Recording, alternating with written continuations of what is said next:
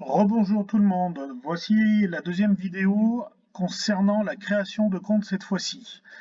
Donc je ne vais pas revenir sur la précédente vidéo, simplement lorsque vous allez arriver sur la première page de la plateforme, donc vous allez retrouver les différents éléments que je vous ai présentés dans la précédente vidéo. Et le point important, comme je vous ai montré sur l'autre vidéo, c'est l'onglet ici sur votre compte devenir vendeur. Donc pour créer un compte, c'est pas très compliqué. On va donc aller cliquer dessus, devenir vendeur. La page va s'ouvrir. Donc on va avoir soit la possibilité, si on a déjà créé un compte, de rentrer ces éléments, mais ce qui nous intéresse ici, c'est donc pas de compte, en créer un. Donc on clique dessus, ça va ouvrir une nouvelle fenêtre où il va falloir remplir les différents champs. Donc on va retrouver une partie purement classique qui est donc le nom, le prénom, l'email, le mot de passe, la date de naissance, c'est pas obligatoire. Voir si vous voulez vous inscrire quand même au newsletter, etc. Les conditions générales et la politique au niveau du site, donc comme je vous ai dit, qu'il sera en ligne au plus tard mardi. Et surtout la partie qui nous intéresse, c'est inscrivez-vous aussi comme vendeur. Donc là, ça sera la case qu'il faudra cocher impérativement. Précision quand même par rapport à cet élément-là. Il faut savoir que ce compte-là, ça va être le compte administrateur pour votre boutique, du moins les éléments que vous allez mettre en vente sur la place de marché. Donc il faut bien réfléchir, c'est une seule personne qui peut gérer tous les éléments. De créer le compte, vous allez avoir accès, vous allez voir, je vais vous montrer donc un tableau de bord aux différents éléments qui vont composer votre petite vitrine sur la place de marché. Donc il faut bien réfléchir qui gère ce compte, si vous avez plusieurs, si vous êtes plusieurs au sein de votre structure, si vous êtes tout seul, donc la réponse est quand même simple. Par contre, si vous êtes plusieurs, il faut bien réfléchir et aussi avoir une part de confiance si vous laissez les accès à d'autres personnes. Hein. Voilà, donc à bien réfléchir. Je vais vous montrer. Donc, une fois que vous aurez créé le compte, vous allez arriver donc sur votre compte vendeur. Je vais me connecter au mien. Ça va être plus simple. Alors, on va laisser ouvrir. Donc, je vais sur mon compte, je fais ma connexion. Voilà. Hop, hop, je me connecte. Voilà, donc vous allez arriver, une fois que vous aurez créé votre compte, sur une partie classique, donc avec vos informations, l'adresse, historique des commandes. Donc ça concerne plus si vous devenez acheteur. Il faut savoir qu'avec votre compte vendeur, vous pouvez quand même acheter vous aussi, s'il y a des éléments qui vous plaisent, si vous souhaitez jouer le jeu sur la place de marché, il ne faut pas hésiter. Plus il y aura de personnes qui joueront le jeu, mieux ce sera et on arrivera à développer cet outil-là. Après, vous allez avoir donc la partie qui va plus concerner votre boutique et la présentation de vos éléments.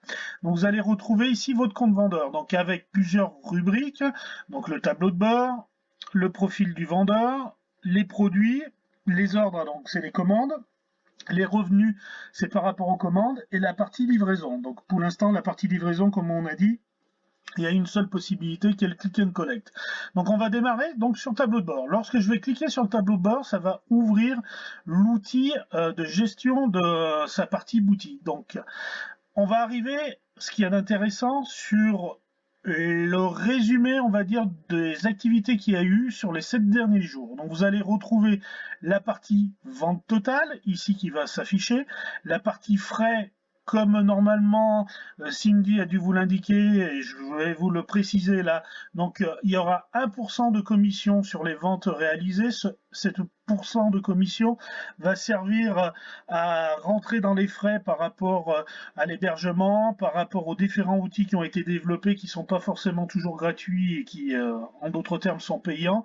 Et puis, je pense, on en rediscutera, il y aura sans doute une consultation auprès de vous. Si au-delà de Noël, on veut continuer à utiliser cet outil-là et continuer à développer, vu qu'on sait qu'il y a quand même beaucoup de gens qui ont le réflexe d'aller sur les marketplaces et de commander en ligne, eh ben on peut arriver avec soit nos outils qu'on a déjà en place, type boutique, point retrait, etc. On peut aussi additionner cette place de marché et continuer à la faire vivre pour pouvoir offrir aux gens qui ont le réflexe marketplace de commander en ligne. Alors excusez-moi pour le terme marketplace, mais bon, c'est le terme qu'on emploie.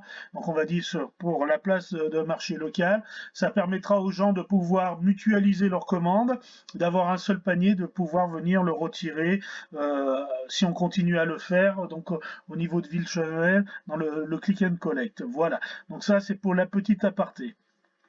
Donc à partir de là, vous allez avoir accès aux différentes autres rubriques. Donc ce qui va nous intéresser aujourd'hui, c'est le profil du vendeur. Donc lorsque vous avez créé, vous arrivez donc sur cet élément-là, vous allez rentrer dans votre profil vendeur.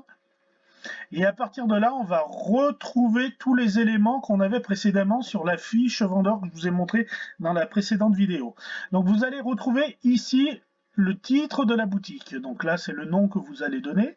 Le numéro de téléphone joignable, donc ça peut être un numéro fixe ou un numéro de portable, suivant les personnes et suivant votre fonctionnement, c'est à votre convenance. Vous allez retrouver l'email que vous souhaitez utiliser par rapport à la place de marché. Cet email vous permettra de recevoir les commandes et tous les différents documents que vous allez recevoir suite à une commande, suite à une communication du client, etc. Donc vous pouvez indiquer si c'est votre courrier primaire, principal, etc. Donc à vous de voir. Vous pouvez renseigner aussi votre adresse. Vous avez donc la ville de l'État. Donc là, votre lieu de du moins de le point où est votre structure. Donc moi en l'occurrence c'est Villechevel. Voilà. Vous allez pouvoir mettre un petit détail sur votre boutique et comme je vous l'indiquais, je ne refuse pas et je n'interdis pas que vous mettiez des liens sur vos boutiques existantes si vous en avez une. Là, c'est un partie alias, ça permet d'avoir une URL simplifiée, donc ça va apparaître sous cette forme-là dans la partie navigation, donc chacun peut la personnaliser comme il le souhaite. Comme vous pouvez le constater, moi, ma structure, comme c'est indiqué en bas, c'est une URL Fabien Bosque, mais mon enseigne, ça s'appelle, donc mon ancienne et la marque, c'est Multiverse Geek, ce qui explique qu'ici on retrouve Multiverse Geek. Voilà.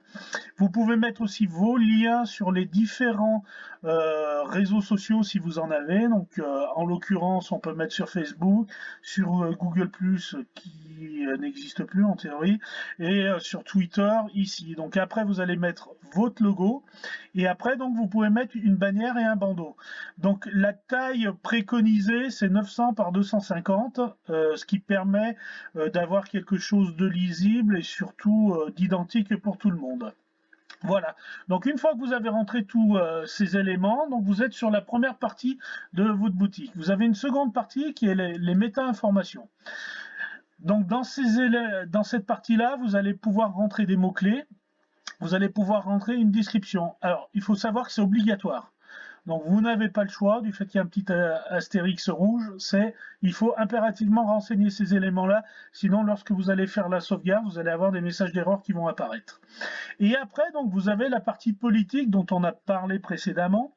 Donc si vous souhaitez ne rien mettre du fait que nous avons des astérix, vous appuyez, vous vous mettez et vous appuyez 4 ou 5 fois sur la barre espace, ce qui permet pour cette partie-là d'avoir l'impression que c'est renseigné, mais en réalité, il n'y aura rien qui apparaîtra sur votre fiche produit. Donc une fois que vous avez renseigné tous ces éléments-là, vous faites une sauvegarde et votre profil vendeur est créé. Donc voilà, vous avez une partie verte qui apparaît, qui indique que c'est fait, que c'est mis à jour et que ça a été sauvegardé. Si vous avez une partie rouge, vous vous reportez aux éléments indiqués, ça veut dire qu'il y a une partie du questionnaire qui n'a pas été remplie correctement. Une fois que vous avez fait ça, vous pouvez aller voir dans la liste des vendeurs, donc vous cliquez dessus.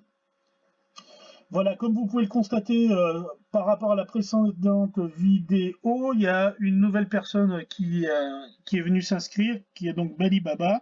Donc, je vais faire le point avec elle pour qu'on ait tous le même format au niveau du logo, ce qui permettra d'avoir quelque chose de plus lisible. Donc je vais lui envoyer un petit message pour lui indiquer qu'il faudrait qu'elle redimensionne son logo pour qu'il soit identique au nôtre. Voilà, donc une fois que vous avez rempli tous les éléments, vous allez vous retrouver donc sur cette page-là avec donc votre logo, votre nom. Donc on va cliquer sur la partie boutique, et ici vous allez retrouver donc le bandeau que vous aurez sélectionné. Donc moi c'est tout simplement une capture de ma boutique en ligne, d'une partie de ma boutique en ligne. Vous allez retrouver votre logo, votre nom, et là vous allez retrouver les petits cubes. Alors ces petits cubes, quand vous cliquez dessus, en fait, c'est gazouillement, en fait, c'est pour Twitter, et ici c'est le lien pour Facebook. Voilà. Vous allez retrouver aussi, à propos du vendeur, donc le descriptif que vous aurez mis, les liens ou le lien que vous aurez mis si, comme vous le souhaitez, et donc après tous les éléments, donc la politique de confidentialité, la politique de retour, la politique de livraison, et surtout la partie importante, donc tous vos produits que vous aurez rentrés qui sont, comme je vous répète une nouvelle fois, limités à 20, mais vous retrouverez les produits que vous aurez rentrés, avec ici une petite partie pour les gens qui viendront directement sur les fiches, ils vont pouvoir cliquer dessus et voir les catégories. Alors, il y a l'ensemble des catégories, il n'y a pas uniquement les catégories où vous êtes présent, mais quoi qu'il en soit, ils pourront faire une recherche là et puis faire aussi un tri par soit alphabétique, soit par croissant, voilà. Alors, chose intéressante, on retrouve aussi, pareil, hein, les mêmes logos directs à partir des produits lorsqu'on les survole, et surtout avec cet élément-là, comme je vous l'avais déjà présenté, donc l'aperçu rapide, qui est quand même quelque chose d'assez sympathique et pratique pour les personnes pour se rendre compte si le produit peut les intéresser ou pas. Hein, voilà. Donc pour la présentation de création de votre boutique et de votre compte vendeur, c'est fini. La prochaine vidéo concernera, je crée mon premier produit. Donc il faut savoir que une fois que vous avez fait ça, normalement vous êtes entre guillemets stoppé. Pour pouvoir créer des produits, en théorie, il faut que vous m'ayez envoyé la liste des catégories que vous souhaitez voir apparaître sur la place de marché, et les différents éléments que moi j'ai mis en place avant, en amont, pour qu'après, lorsque vous allez créer votre produit, vous ne soyez pas freiné. Quoi qu'il en soit, ça ne vous empêche pas quand même de créer des produits, vous n'attachez pas de catégorie, vous mettez la catégorie accueil, et lorsque j'aurai créé les catégories, à tout moment, vous pourrez retourner sur vos produits, et vous pourrez accéder et modifier les produits. Donc, je vous montre rapidement. Lorsque vous allez aller après sur votre compte vendeur, tout simplement mon compte vendeur ici, vous allez avoir votre liste de produits. Donc tous les produits vont apparaître ici avec les différentes choses, les types s'ils sont simples ou complexes, bon bref. Et donc là il y a le petit crayon qui permettra d'aller modifier. Voilà, je clique dessus, ça vous donne un petit aperçu, mais ça on verra en détail. Et donc là c'est les différents éléments que vous allez pouvoir renseigner, et surtout la partie catégorie où là vous pourrez aller modifier les catégories tout simplement en cliquant et en allant cocher les éléments qui vous concernent. Hein. Voilà, donc la vidéo est finie. Je vous mets dans le descriptif de la vidéo les liens utiles et éventuellement les renseignements nécessaires. Je vous la laisse regarder, toujours pareil, n'hésitez pas à me faire des retours, si vous avez des questions, ou tout simplement si c'est pas suffisamment clair, voilà, que je puisse à tout moment rectifier les choses qui ne seraient pas précises et claires. Voilà, merci à vous et bon dimanche de nouveau.